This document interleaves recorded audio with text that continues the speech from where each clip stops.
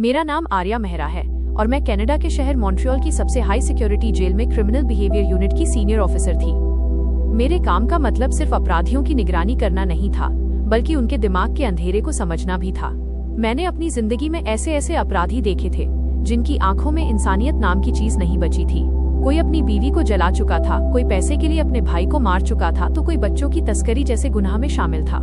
इतने साल जेल में काम करते करते मेरा दिल लगभग पत्थर बन चुका था। मुझे किसी कैदी पर तरस नहीं आता था, मेरे लिए हर अपराधी सिर्फ एक केस फाइल था। लेकिन दिसंबर की उस बर्फीली रात में जब मैंने पहली बार कैदी नंबर 3021 को देखा, तो पता नहीं क्यों मेरे अंदर कुछ टूट गया। बाहर पूरी जेल पर बर्फ गिर रही थी, गलियारों में ठंडी हवा ऐसी घूम रही थी जैसे मौत खुद कदम रख रही हो, और डेथ ब्लॉक की आखिरी कोठरी में वो लड़का अकेला बैठा था। उसके हाथ में पुरानी सी किताब थी, आंखें झुकी हुई थी और चेहरे पर अजीब सी शांति थी। उसकी उम्र मुश्किल से 19 साल होगी, लेकिन उसकी आंखों में इतनी थकान थी जैसे उसने कई जन्मों का दर्द देख लिया हो। मैंने जब उसका नाम पुकारा, रेहान अंसारी, तो उसने धीरे से सिर उठाया। उस पल पहली बार मुझे लगा कि ये लड़का बाकी अपराधियों जैसा नहीं है। उसकी आंखों में डर नहीं था, न गुस्सा न घबराहट, बस एक अजीब सा खालीपन था। मैंने उसकी फाइल खोली। आरोप था मॉन्ट्रियल के मशहूर उद्योगपति विक्टर ह्यूज की हत्या। पूरा कनाडा उस केस की चर्चा कर रहा था। मीडिया रेहान को यंग मॉन्स्टर कह रही थी। अदालत ने उसे फांसी की सजा सुना दी थी। कहा गया कि उसने विक्टर को उसके फार्म हाउस में गोली मार दी। 3 गवाह थे, हथियार मिला था, सीसीटीवी फुटेज थी और केस इतना मजबूत बनाया गया था कि उसके बचने की कोई उम्मीद नहीं थी। लेकिन जब मैंने फाइल के हर पन्ने को ध्यान से पढ़ा तो मेरे अंदर शक पैदा होने लगा। हर गवाह का बयान एक जैसा था, हर लाइन जैसे किसी ने लिखकर याद करवाई हो। सबसे अजीब बात ये थी कि रेहान का कोई क्रिमिनल रिकॉर्ड नहीं था।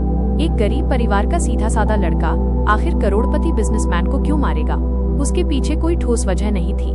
मैंने उसी रात पहली बार उससे पूछा, तुमने विक्टर को क्यों मारा? वो कुछ सेकंड मुझे देखता रहा, फिर हल्का सा मुस्कुराया। अगर मैं कहूँ मैंने नहीं मारा तो क्या आप यकीन कर लेंगी? उसका जवाब सुनकर मैं कुछ पल चुप रह गई। जेल में हर कैदी खुद को बेगुनाह कहता है, लेकिन उसके बोलने का तरीका अलग था। उसमें मजबूरी नहीं थी, बल्कि जैसे वो सच जानता हो और दुनिया झूठ पर यकीन कर चुकी हो। मैंने फिर पूछा, कोर्ट ने तुम्हें दोषी माना है? वो धीरे से बोला, कोर्ट ने सच नहीं देखा मैम, कोर्ट ने सिर्फ ताकत देखी। कि ये बात मेरे दिल में कहीं गहराई तक उतर गई। अगले कई दिनों तक मैं उसे दूर से देखती रही। बाकी कैदी चिल्लाते, लड़ते, गालियां देते, लेकिन रेहान ज्यादातर चुप रहता।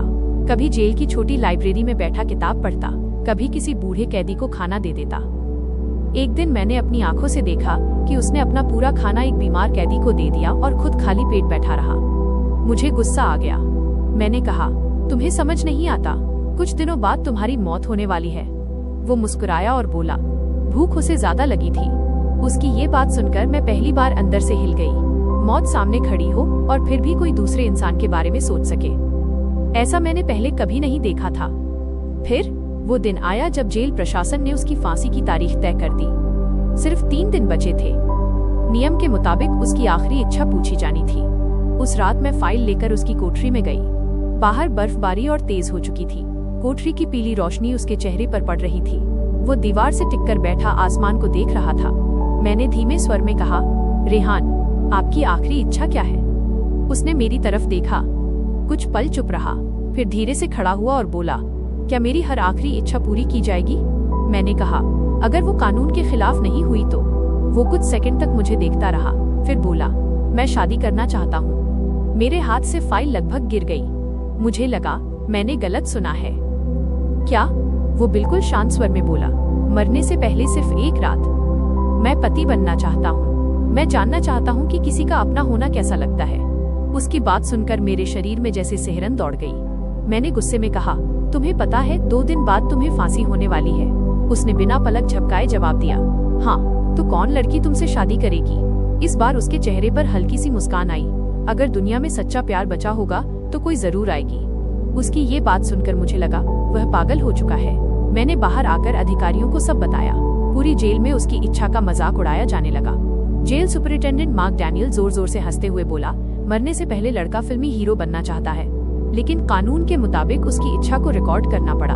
अगले दिन मॉन्ट्रियल के हर लोकल न्यूज चैनल और रेडियो स्टेशन पर खबर चलने लगी, फांसी से पहले कैदी की आखिरी ख्वाहिश, एक रात की शादी।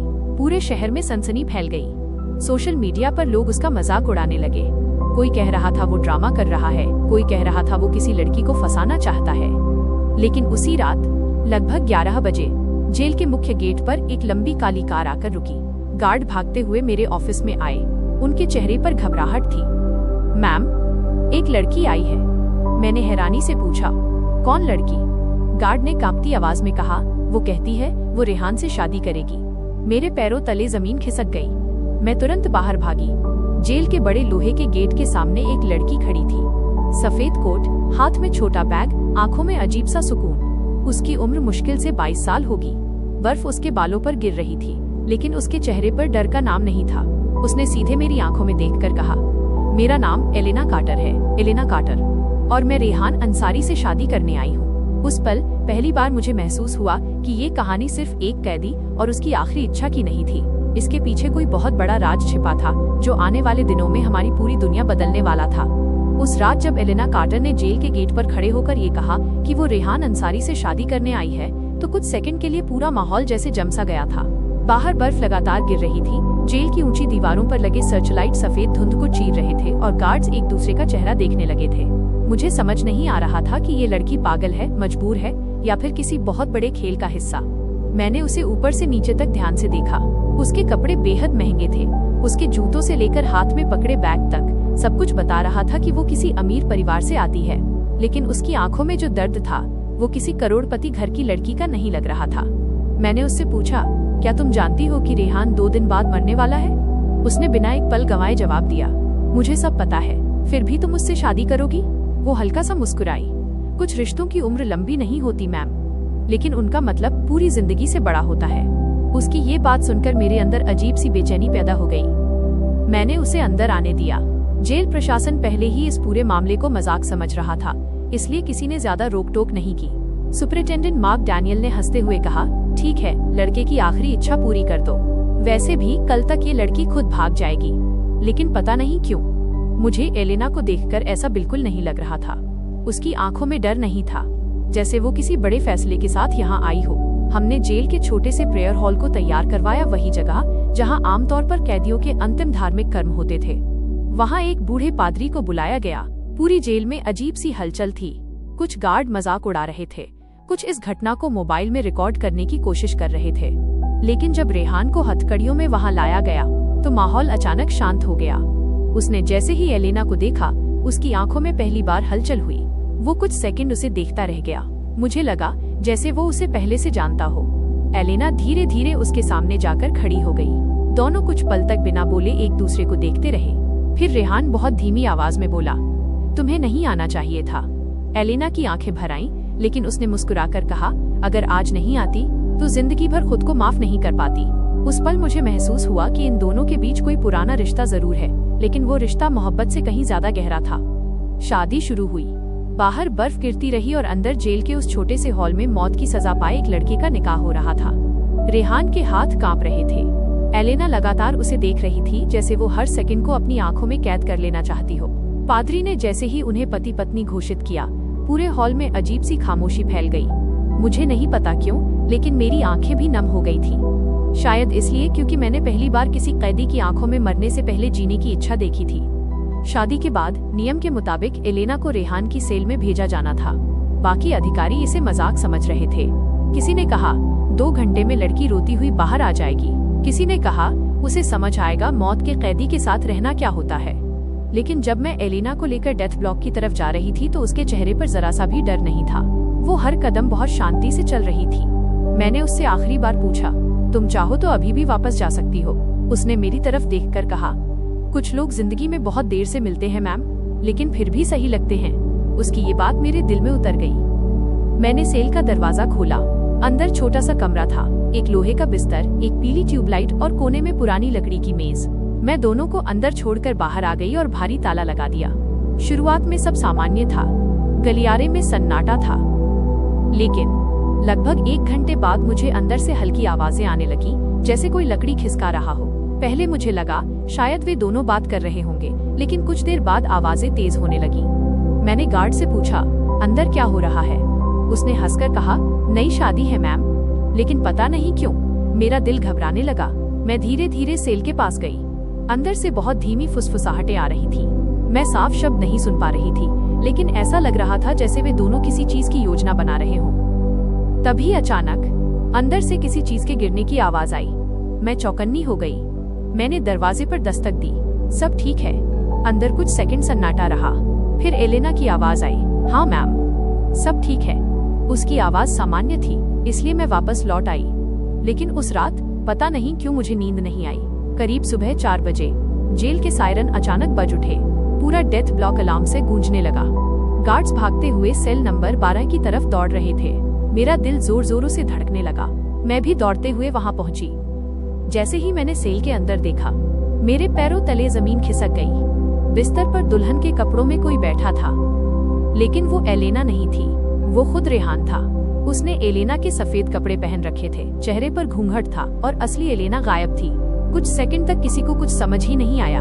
फिर गार्ड्स चीखने लगे, कैदी भाग गया, कैदी भाग गया। पूरे जेल में अफरा तफरी मच गई।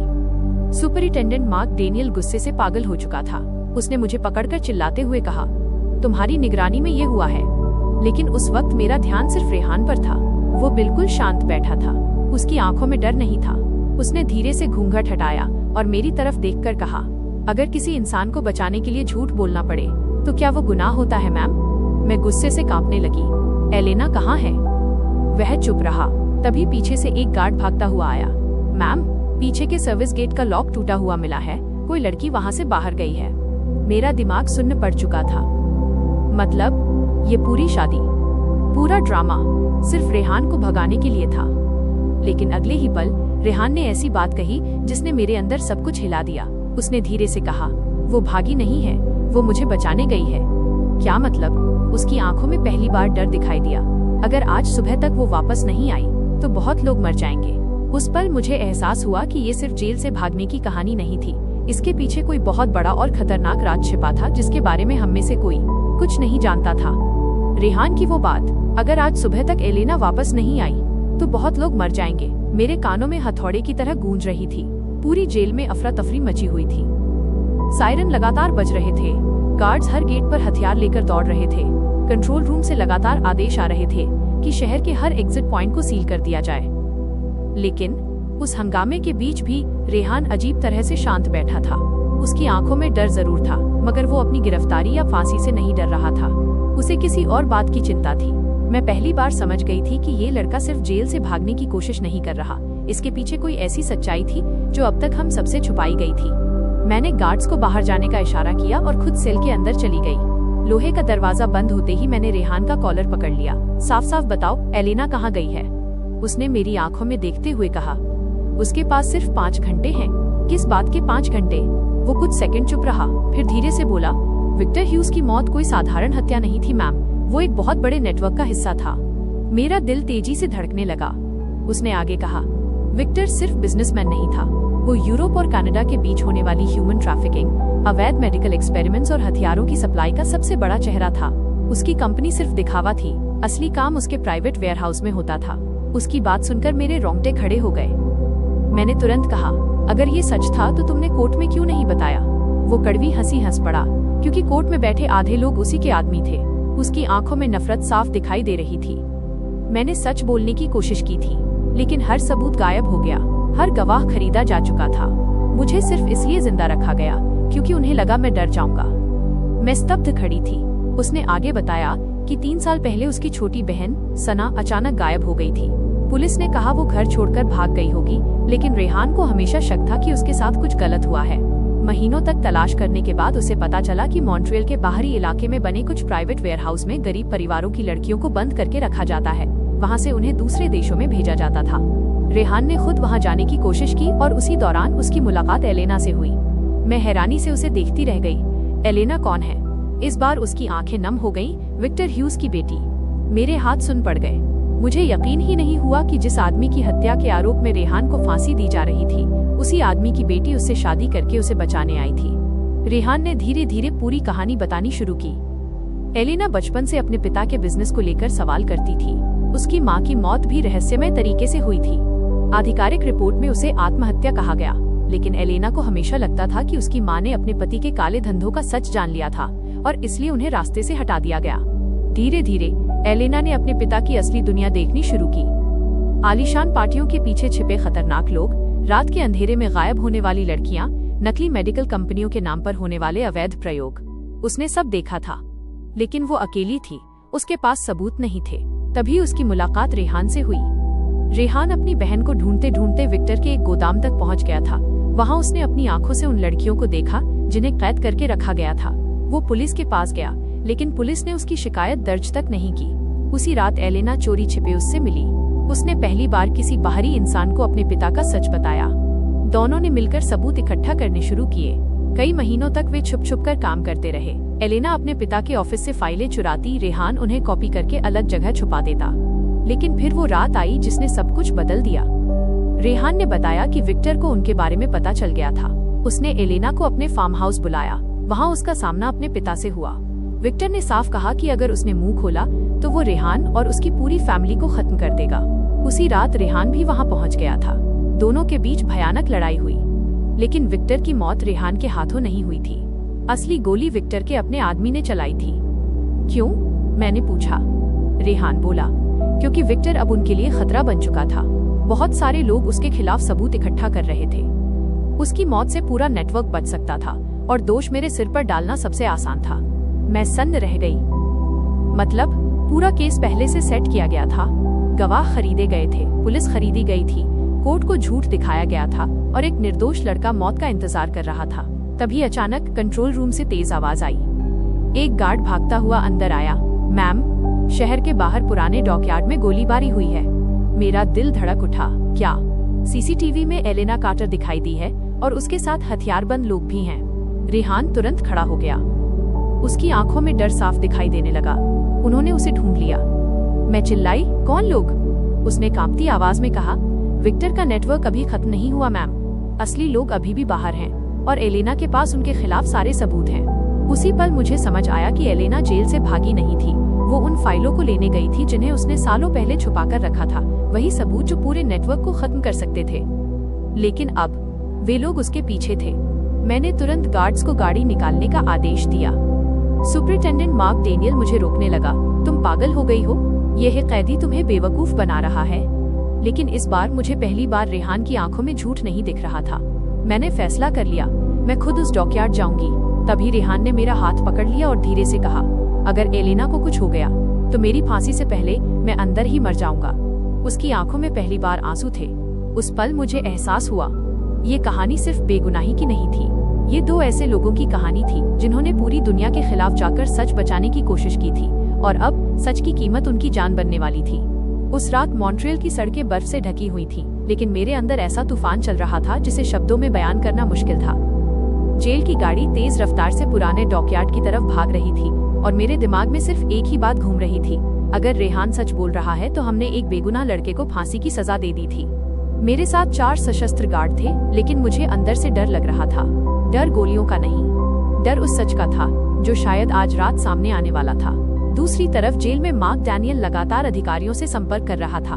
उसे लग रहा था कि मैं एक कैदी की बातों में आ गई हूँ, लेकिन मेरे दिल में पहली बार ये एहसास पैदा हुआ था कि कानून हमेशा न्याय नहीं होता। कई बार ताकतवर लोग कानून को अपनी जेब में रख लेते हैं और सच सलाखों के पीछे दम तोड़ देता है। जब हमारी गाड़ी पुराने डॉकयार्ड के पास पहुंची तो दूर से ही गोलियों की आवाज सुनाई देने लगी। पूरा इलाका अंधेरे में डूबा हुआ था। समुद्र से उठती ठंडी हवा इतनी तेज थी कि सांस लेना मुश्किल हो रहा था। पुराने कंटेनर, जंग लगे क्रेन और टूटी इमारतें उस जगह को किसी डरावने सपने जैसा बना रही थीं। तभी अचानक हमने देखा कि एक गोदाम के बाहर काली एसयूवी खड़ी थी और हथियारबंद लोग इधर उधर भाग रहे थे। मैंने तुरंत गाड़ी रुकवाई। हम धीरे धीरे आगे बढ़े। तभी अंदर से किसी लड़की की चीख सुनाई दी। मेरा दिल बैठ गया, एलेना। मैं लगभग दौड़ती हुई उस गोदाम के अंदर घुसी। अंदर का दृश्य देखकर मेरे पैरों तले जमीन खिसक गई। फर्श पर खून फैला हुआ था। चारों तरफ टूटे हुए बक्से पड़े थे। कुछ हथियारबंद आदमी घायल पड़े कराह रहे थे और बीच में सफेद कोट खून से लाल हो चुका था। एलेना कार्टर दीवार के सहारे बैठी थी। उसके हाथ में एक हार्ड ड्राइव थी जिसे वो अपनी छाती से ऐसे पकड़े हुए थी जैसे वही उसकी आखिरी उम्मीद हो। उसके कंधे में गोली लगी थी और सांसें तेजी से चल रही थी। मुझे देखते ही उसने कमजोर आवाज में कहा, वे लोग सबूत लेना चाहते थे। मैंने तुरंत उसके पास जाकर उसे संभाला। तभी पीछे से भारी कदमों की आवाज आई। मैंने मुड़कर देखा। लगभग 10 हथियारबंद लोग हमारे सामने खड़े थे। उनके बीच में एक लंबा आदमी था जिसकी आंखों में अजीब सी बेरहमी थी। उसका नाम था लियोन ग्रेव्स, वही आदमी जो विक्टर ह्यूज के पूरे नेटवर्क का असली मास्टरमाइंड था। वो धीरे धीरे ताली बजाते हुए आगे बढ़ा। बहुत बहादुर हो तुम लोग, लेकिन अफसोस, कहानी यही खत्म हो जाएगी। उसने मुस्कुराते हुए एलेना की तरफ देखा। तुम्हारे पिता कमजोर पड़ गए थे, इसलिए उन्हें हटाना पड़ा, लेकिन तुमने तो जरूरत से ज्यादा होशियारी दिखा दी। मेरी सांस अटक गई। मतलब विक्टर की हत्या सच में उसके अपने लोगों ने करवाई थी। रेहान को सिर्फ बलि का बकरा बनाया गया था। लियोन ग्रेव्स ने मेरी तरफ देखकर कहा, ऑफिसर आर्या, अगर समझदारी दिखाओगी तो जिंदा घर लौट जाओगी। वो हार्ड ड्राइव हमें दे दो। लेकिन एलेना ने कांपते हाथों से वो ड्राइव और कसकर पकड़ ली। उसकी आंखों में डर था, मगर उससे बड़ा हौसला था। उसने दर्द से कराहते हुए कहा, इसमें सबके नाम हैं, मंत्री, पुलिस अधिकारी, डॉक्टर, सब। तभी अचानक गोली चली। मेरे साथ आया एक गार्ड जमीन पर गिर पड़ा। अगले ही पल पूरे गोदाम में अंधाधुंध गोलियां चलने लगी। मैं एलेना को पकड़कर कंटेनर के पीछे छुप गई। चारों तरफ चीखें गूंजने लगी। धुएं और बारूद की गंध से पूरा गोदाम भर गया। मैं पहली बार ऐसी लड़ाई में थी जहां सामने सिर्फ अपराधी नहीं थे, बल्कि पूरा सिस्टम था। तभी अचानक बाहर जोरदार ब्रेक की आवाज आई। अगले ही पल किसी ने गोदाम का बड़ा दरवाजा तोड़ दिया। मैंने मुड़कर देखा और मेरी आंखें फटी रह गईं। हथकड़ियों से आजाद, खून से लथपथ, हाथ में गार्ड की बंदूक पकड़े, रेहान अंदर घुस चुका था। मैं समझ ही नहीं पाई वो जेल से बाहर कैसे आया। बाद में पता चला कि जेल के एक बूढ़े गार्ड ने उसकी बेगुनाही पर भरोसा करके उसे भागने में मदद की थी। रेहान सीधे एलेना की तरफ भागा। उसे उस हालत में देखकर उसकी आंखों से आंसू निकल पड़े। मैंने कहा था ना, तुम्हें अकेले नहीं जाना चाहिए था। एलेना दर्द में भी मुस्कुरा दी। तुम हमेशा देर से आते हो। उस पल गोलियों और चीखों के बीच भी दोनों की आंखों में सिर्फ एक दूसरे के लिए फिक्र थी। लेकिन तभी लियोन ग्रेव्स ने बंदूक उठाकर सीधे रेहान पर निशाना साध दिया। सब कुछ जैसे धीमा पड़ गया। मैंने चीखकर कहा, रेहान, नीचे। लेकिन गोली चल चुकी थी। उसी पल एलेना अचानक रेहान के सामने आ गई। गोली उसके सीने के आर पार निकल गई। नहीं, मेरी चीख निकल गई। रेहान ने उसे गिरने से पहले पकड़ लिया। उसके हाथ खून से भर चुके थे। पूरा गोदाम अचानक शांत लगने लगा, जैसे समय रुक गया हो। एलेना की सांसें टूट रही थी। उसने कांपते हाथों से वो हार्ड ड्राइव रेहान के हाथ में रख दी। इसे दुनिया तक पहुंचा देना। रेहान बुरी तरह रोने लगा। कुछ नहीं होगा तुम्हें, मैं तुम्हें बचा लूंगा। लेकिन एलेना मुस्कुरा दी। उसकी आंखों में आंसू थे, मगर चेहरे पर अजीब सा सुकून था। कम से कम आज पहली बार मुझे लगा कोई मुझे सच में प्यार करता है। इतना कहकर उसका हाथ धीरे धीरे नीचे गिर गया। रेहान की चीख पूरे गोदाम में गूंज उठी। वह चीख आज भी मेरे कानों में जिंदा है। उस पल मैंने पहली बार किसी आदमी को अंदर से इस तरह टूटते देखा था। लेकिन कहानी वहीं खत्म नहीं हुई। एलेना की मौत के बाद रेहान पागलों की तरह उठ खड़ा हुआ। उसकी आंखों में अब सिर्फ दर्द नहीं था, आग थी। उसने लियोन ग्रेव्स पर हमला कर दिया। दोनों के बीच भयानक लड़ाई शुरू हो गई। गोलियां चलती रहीं, लोग गिरते रहे और आखिरकार रेहान ने लियोन को जमीन पर गिरा दिया। तभी पुलिस बैकअप भी पहुंच चुका था। पूरे डॉकयार्ड को घेर लिया गया। लियोन गिरफ्तार हो गया। उसके बाकी आदमी भी पकड़े गए। लेकिन उस जीत का कोई मतलब नहीं था, क्योंकि रेहान अपनी दुनिया हार चुका था। वो एलेना की लाश को सीने से लगाए बैठा था। उसकी आंखों में आंसू सूख चुके थे। उसने मेरी तरफ देखकर सिर्फ एक बात कही, अब मुझे बचाने की कोशिश मत कीजिए मैम। जिस वजह से जी रहा था वो चली गई। उस पल मुझे एहसास हुआ कि कुछ लोग अदालत से नहीं, किस्मत से हारते हैं, और रेहान उन्हीं लोगों में से एक था।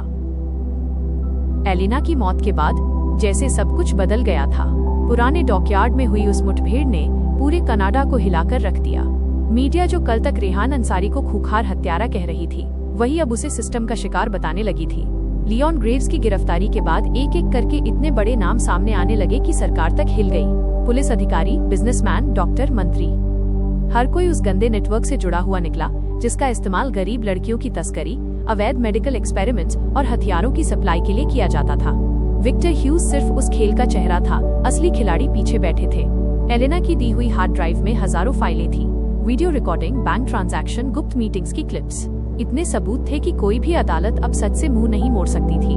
पूरे देश में प्रदर्शन शुरू हो गए। लोग सड़कों पर उतर आए। न्यूज चैनलों पर सिर्फ एक ही सवाल था, अगर रेहान बेगुनाह था तो उसे फांसी की सजा किसने दिलवाई। लेकिन इन सबके बीच एक इंसान था जिसे इन खबरों से कोई फर्क नहीं पड़ रहा था। वह था रेहान। डॉकयार्ड की उस रात के बाद वो बिल्कुल बदल चुका था। उसकी आंखों की चमक खत्म हो चुकी थी। वह घंटों चुपचाप बैठा रहता, किसी से बात नहीं करता। जब उसे दोबारा जेल लाया गया तो मैंने पहली बार देखा कि कोई इंसान जिंदा होते हुए भी अंदर से मर सकता है। कोर्ट ने तुरंत उसकी फांसी पर रोक लगा दी थी। केस दोबारा खुल चुका था, वकीलों की टीम तैयार थी, लोग उसके समर्थन में खड़े थे। लेकिन रेहान के अंदर अब लड़ने की ताकत नहीं बची थी। एक रात मैं उसके सेल में गई।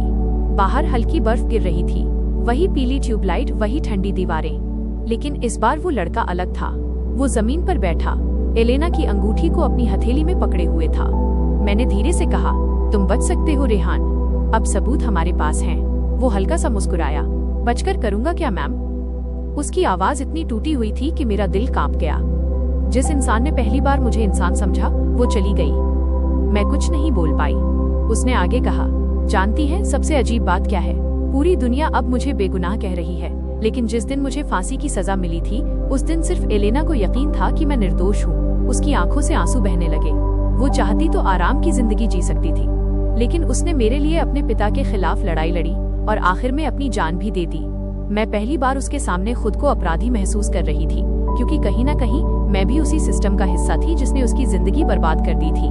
अगले कई हफ्तों तक जांच चलती रही। धीरे धीरे हर सच बाहर आने लगा। अदालत ने आधिकारिक तौर पर घोषित कर दिया कि रेहान पर लगाए गए सारे आरोप झूठे थे। उसे सम्मान के साथ रिहा करने का आदेश दे दिया गया। जेल के बाहर मीडिया की भीड़ जमा थी, लोग उसका इंतजार कर रहे थे। लेकिन जिस दिन उसे रिहा किया जाना था, उस सुबह कुछ ऐसा हुआ जिसकी किसी ने कल्पना नहीं की थी। मैं रोज की तरह उसके सेल में गई। दरवाजा खोला तो अंदर अजीब सी खामोशी थी। रेहान जमीन पर दीवार से टिक कर बैठा था। उसकी आंखें बंद थीं। उसके हाथ में वही अंगूठी थी और होठों पर हल्की सी मुस्कान। मेरे हाथ कांपने लगे। मैं भागकर उसके पास गई, लेकिन बहुत देर हो चुकी थी। उसने रात में ही अपनी जान दे दी थी। पास में एक छोटा सा खत रखा था। कांपते हाथों से मैंने वो खत खोला। उसमें लिखा था, मैम, अगर ये दुनिया सच को पहले पहचान लेती तो शायद एलेना आज जिंदा होती। मुझे अदालत से इंसाफ जरूर मिल गया, लेकिन जिंदगी से नहीं मिला। मैं थक चुका हूँ। अब मैं वहाँ जा रहा हूँ जहाँ शायद मुझे वो फिर मिल जाए। एक बात हमेशा याद रखिएगा, हर कैदी अपराधी नहीं होता और हर सभ्य आदमी बेगुनाह नहीं होता। अगर कभी किसी की आंखों में दर्द दिखे तो सिर्फ कानून मत देखिएगा, इंसान भी देखिएगा। खत पढ़ते पढ़ते मेरी आंखों से आंसू गिरने लगे। बाहर जेल के गेट पर लोग उसका इंतजार कर रहे थे, लेकिन उन्हें क्या पता था कि जिस इंसान को वे आजाद देखने आए हैं, वो दुनिया छोड़ चुका है। कुछ दिनों बाद एलेना और रेहान को मॉन्ट्रियल के एक छोटे कब्रिस्तान में साथ दफनाया गया। मॉन्ट्रियल में उस दिन भारी बर्फबारी हो रही थी। मैं दूर खड़ी दोनों की कब्रों को देख रही थी। हवा बहुत ठंडी थी, लेकिन मेरे अंदर उससे भी ज्यादा सन्नाटा था। मुझे आज भी वो रात याद आती है जब एक 19 साल का लड़का अपनी आखिरी इच्छा में सिर्फ एक रात का प्यार मांग रहा था। दुनिया ने उसे अपराधी समझा, लेकिन सच ये था कि वो सिर्फ थोड़ा सा अपनापन चाहता था। और एलेना वो लड़की जिसने एक रात की दुल्हन बनकर पूरी जिंदगी की मोहब्बत साबित कर दी। उस केस के बाद मैंने नौकरी नहीं छोड़ी, लेकिन मेरा काम करने का तरीका हमेशा के लिए बदल गया। अब जब भी कोई नया कैदी मेरे सामने आता है तो मैं उसकी फाइल पढ़ने से पहले उसकी आंखें जरूर देखती हूँ, क्योंकि कई बार इंसान की आंखें वो सच बोल देती हैं जो अदालतें कभी नहीं सुन पाती। और शायद यही इस कहानी का सबसे बड़ा सबक है। दुनिया में सबसे खतरनाक अपराध सिर्फ हत्या नहीं होता, किसी बेगुनाह की आवाज दबा देना उससे भी बड़ा गुनाह होता है।